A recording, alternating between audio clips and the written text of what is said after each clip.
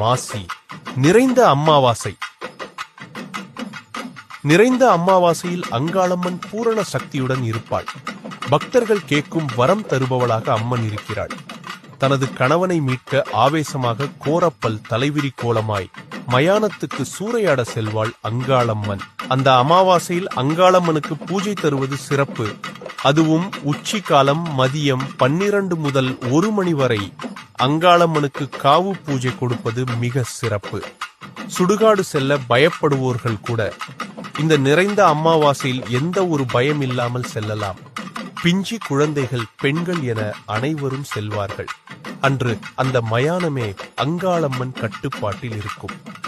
அன்று ஆவேசமாக சூறையாடி வரும் அன்னை சூறையாடி பின் சாந்தமாக மக்கள் குறை தீர்க்கிறாள். சர்வமும் அங்காளிமயம். ஓம் சக்தி.